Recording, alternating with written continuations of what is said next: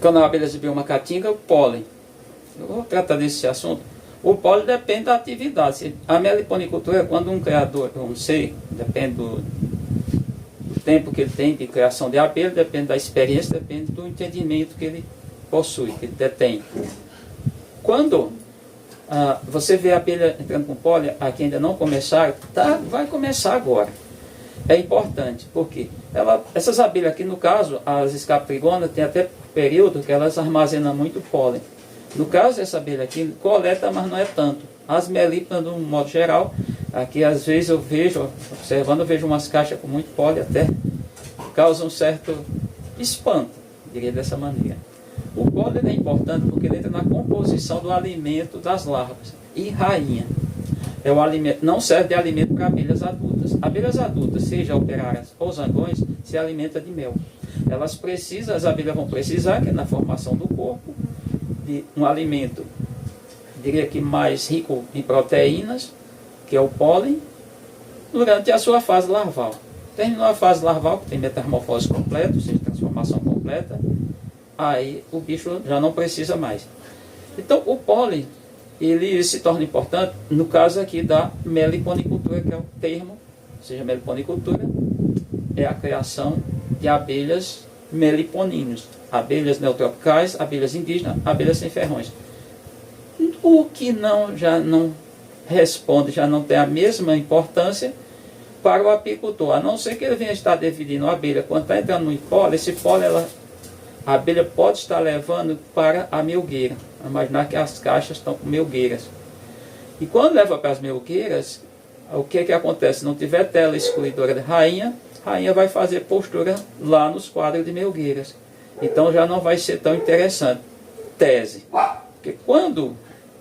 Porque quando isso acontece, isso é sinal que a abelha está bem, porque ela precisa desse material. Mais um quadro com pólen, você pega um quadro de mel que tem pólen, se você centrifugar, com certeza, no caso, falando da apicultura, que é a criação de abelhas gênero Apis, esse mel vai estragar.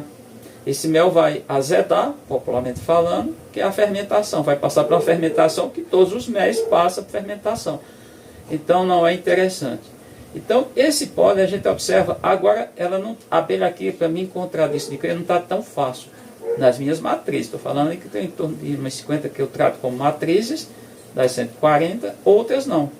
Outras abelhas são abelhas que posso coletar mel, posso pegar campeiras, que é assim que eu faço a multiplicação, eu faço 2 por 1, que é uma técnica antiga, não foi eu que desenvolvi, mas o pólen para essa abelha aqui é essencial. E agora vai começar, porque tem florada e é o período do ano, entendendo que esses animais, eles têm um ciclo completo durante o ano, que tem um período que eles têm que estar armazenados, eles estão consumindo o armazenamento, o estoque, tratado dessa maneira, e fora desse período, está na reprodução, está aumentando as crias, que é do instinto do animal, uma possibilidade, não que o animal determine isso, teoricamente determina, mas é instintivo, é por instinto, não é pensamento como o caso humano.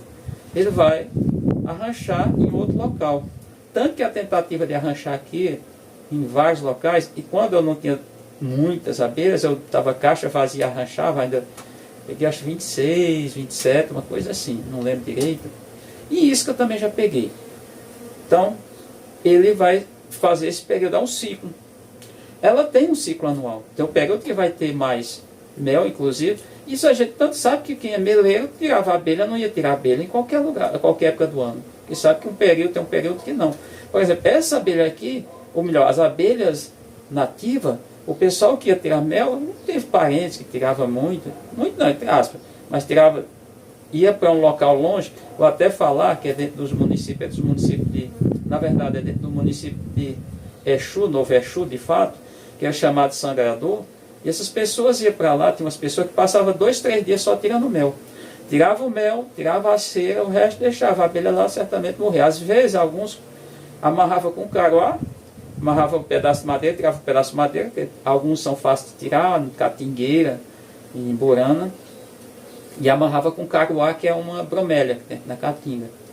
E a abelha propilizava, mas muitos daqueles não sobreviviam, o bicho chegava lá e tirava aquele pedaço de madeira que o cara tinha retirado do oco, mas no caule, tirava um pedaço lá de 40, 50 centímetros, às vezes 60, tirava com o machado, que era tudo manual, não tinha motosserra na época, pelo menos na região.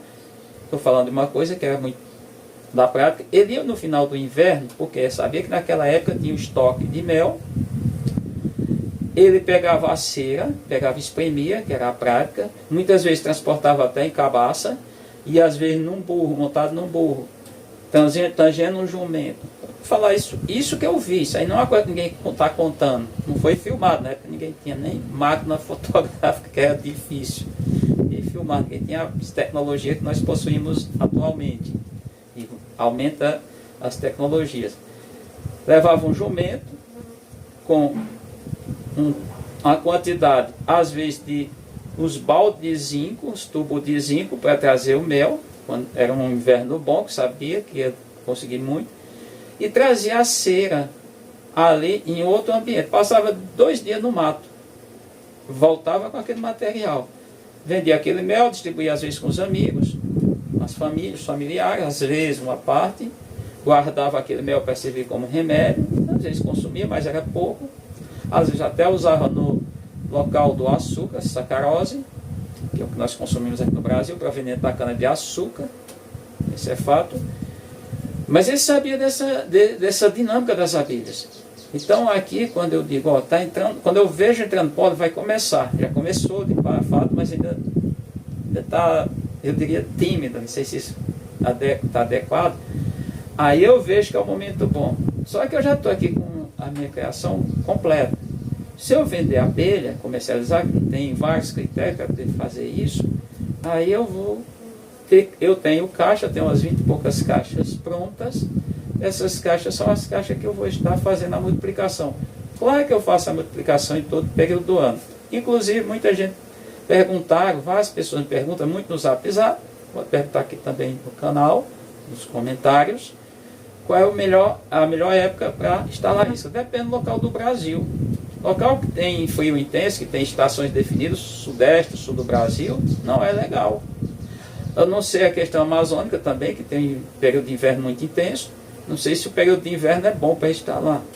Agora aqui no semiárido, o período bom, ele começa lá finalzinho de agosto, na verdade setembro, que é quando começa a primavera, e vai até abril.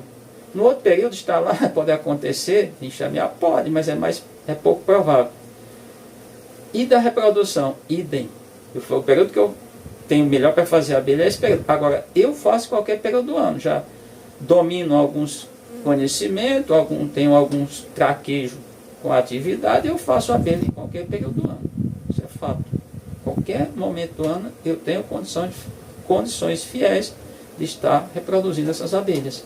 E faço. E dá para fazer com outras abelhas. Agora eu estou no semiárido. É um clima diferente, é clima semiárido. Ou tropical seco. Eu prefiro falar de semiárido. Clima semiárido até por conta do ambiente. É diferente de ambientes de outros biomas brasileiros. Tá? Então, espero que entenda que o pólen é uma necessidade das abelhas. É uma necessidade fiel porque na fase inicial das suas vidas, e a rainha depende de pólen. A rainha vai depender sim dessa alimentação, que é o alimento larval, essa alimentação rica em proteínas. Entenderam?